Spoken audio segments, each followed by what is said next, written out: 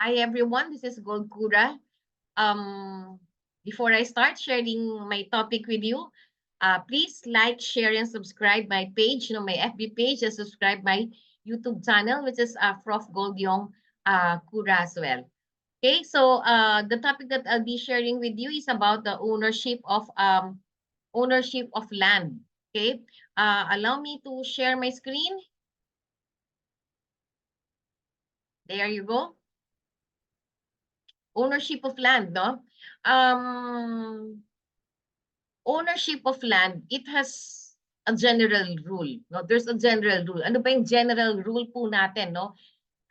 When it terms to ownership of land.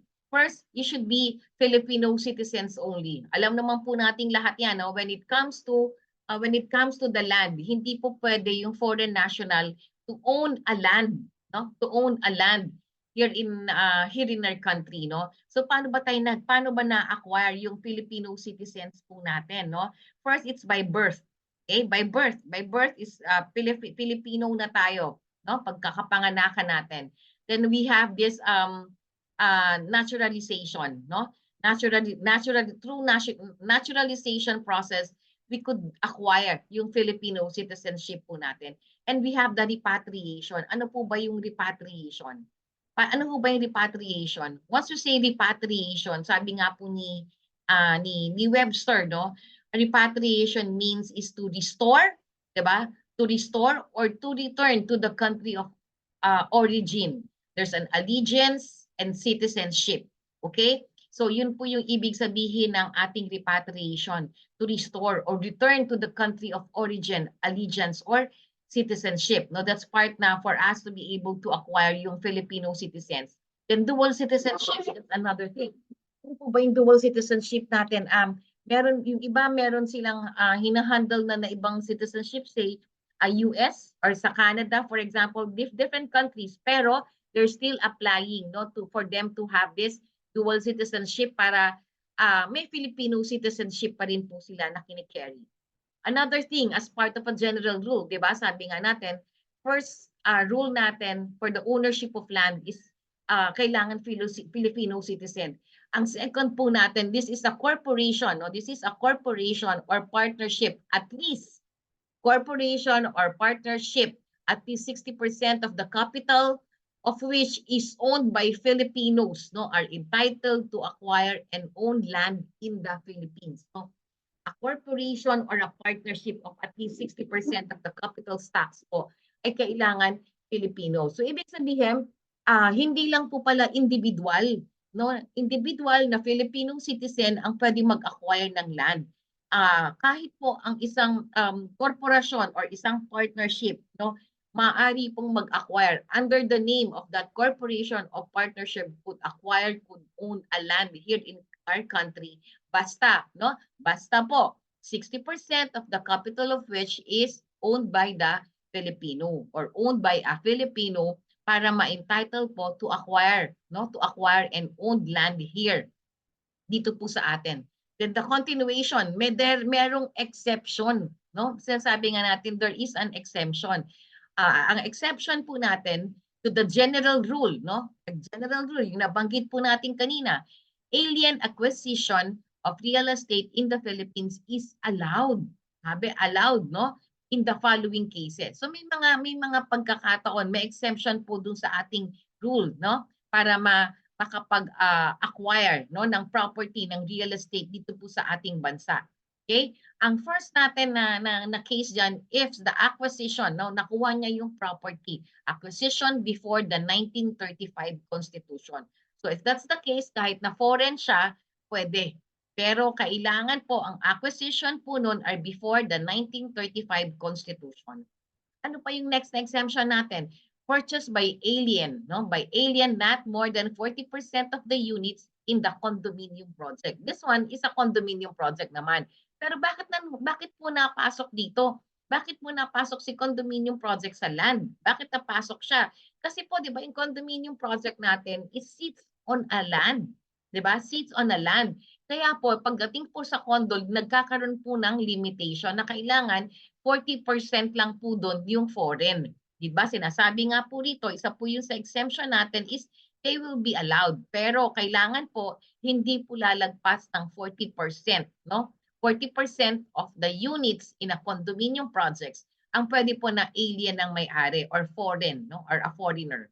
Next is purchased by natural-born Filipino citizens subject to requirements or limitations prescribed by law.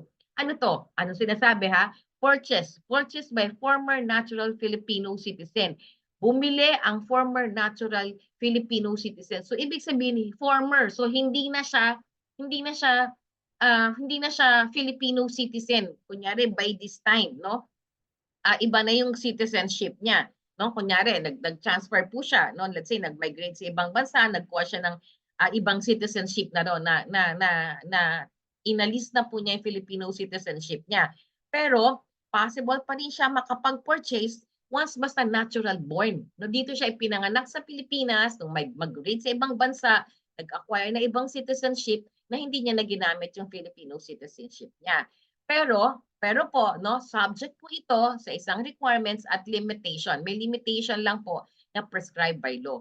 So ibig sabihin kung ako po, no, natural Filipino, nag-migrate po ako sa ibang bansa, nakakuha ako ng ibang citizenship, no, nakakuha ako ng ibang citizenship doon, maaari pa rin po ako, no, since Filipino citizen po ako at natural born, dito ako pinanganak, makakuha ng land, no, ng land dito sa ating bansa, sa Pilipinas, pero meron lang po akong requirements at meron lang pong limitation. No, may limitation na pine-prescribe po ang ating batas for me to be able to do that. Diba? Kasi nga sabi nga natin, as number 1 sa general rule, it must be a Filipino citizen. Okay? But andito po tayo sa exemption na former natural born. Okay? Next is acquisition by hereditary succession if the acquired is a legal heir. Okay? Kunyari, ako nga po, nag-migrate po ako sa ibang bansa, nagkuha na ako ng ibang citizenship ko, no? Then yung may magulang po ako dito, no? Na naiwan ko dito, magulang or kamag-anak na ginawa ako po yung kanilang legal heir, no? Sa mana, dahil through mana na ma-acquire ko yon, pwede po yon. Kahit na po ako ay foreign citizenship na, I can still own the property here, pero kailangan po legal heir, no? Acquisition by hereditary succession. May nana ko po ito at bilang po ako doon sa isang legal na tagapagmana. Okay? Then, ano naman po yung ating limitations on acquisition? Sinasabi natin kanina dito, di ba? Meron tayong prescribed by law na kailangan meron tayong limitations kung hanggang saan lang po tayo pwede. Okay? Meron po tayo rito under BP 185. Area that may acquire shall not exceed, okay, shall not exceed, if it's a residential, a 1,000 square meter for urban land or 1 hectare for a rural land. Pag sinabi po dito for residential purposes, tatayuan ko ng bahay, hindi ko po siya gagawing hanap buhay, hindi ko po siya i-commercial, no? Pangbahay po siya. Pwede po ako maka-acquire ng 1,000 square meter if it's the urban area. Then if it's a rural naman po na lugar, 1 hectare. Take note of this, no? Take note of this, guys. This is or. Hindi siya and. So this is or. So under BP 185, pwede pong maka-acquire. Kunyari, ako po former natural born, no? Hindi po ako Filipino citizenship, may nahawakan na ako ibang citizenship. I can still buy a property here. Pag gagamitin ko ng residential, I have 1,000 square meters if it's the urban. No? Then if it's a probinsya po o rural area natin, 1 hectare. Pero it's or.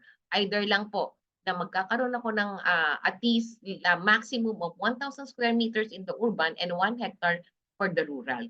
Then we have naman po another batas, no? Another RA, Republic Act 8179. This one is the area that may acquire shall not exceed. Guys, kung kanina po under BP 185, we talk about residential. This one is a RA 8179, talks about the business, no? It's business for commercial, pagkakakitaan, no? Meron kang income na makukuha, gagawin mo siyang negosyo. 5,000 square meters for the urban land. And again, guys, there's an or. Okay, pag sinabi nating or, maliban lang po dyan or 3 hectares in the rural land, no? So, it's either for a business purpose, no, makakuha ko sa urban, sa syudad, ng 5,000 square meters or max of 3 hectares rural land if it's for business purposes. This one is under RA 8179. Ano po ba yung BP 185? BP 185, this one is allowing former natural Filipino citizen to own land for residential purposes. Yun po itong BP 185. Remember yung kaninang exemption na sinabi po kanina, no? Na former natural born, pwede po siyang maka-allow, makakuha ng property, allowed to own a land, a piece of land here in our country, pero prescribed by law. Ito po yung sinasabi na law. No? If it's for residential, it's under BP 185. No? For residential, allowed po maximum of 1,000 square meters in urban or 1 hectare for rural. BP 185, it talks about the residential purpose for all the former natural-born Filipino citizen. Okay? Then we have next is the RA 8179. Ito po yun, di ba? An act for further liberalize foreign investment. Di ba? Since siyempre, hindi ito yung citizenship mo, that there's a foreign investment already, di ba? So, pwede po. So, kahit hindi po Filipino citizen, basta for business purposes, no? Business purposes, ito pong RA 8179 ang makakasakop. This is an act for further liberalize foreign investment. Then for business, again, ulitin ko po, 5,000 square meters urban land or 3 hectares for rural. This is a very good cue na kailangan pong matandaan natin, especially for those who will take the board, di ba? Na for residential purposes natin, it's 1,000 square meters in urban or 1 hectare sa rural. And if it's for business, no, that's 5,000 square meters urban land or 3 hectares po sa rural. This is for business, for business and for residential. At ito pong BP 185, tandaan po natin, ito po yung nakakasakop, no? Allowing former natural Filipino-born citizen to own land, no, for residential purpose po natin. Okay? So ito po yung ating limitation for acquisition. I hope na somehow I was able to share with you some ideas or dagdag kaalaman po natin when it comes to owning a land, no, owning a property here in our country. Yung simpleng batas or the basic laws that we have to know. Okay? Again, marami pong salamat. This is Yong-Cura. Then asking again to please like, share, and subscribe. Thank you and God bless.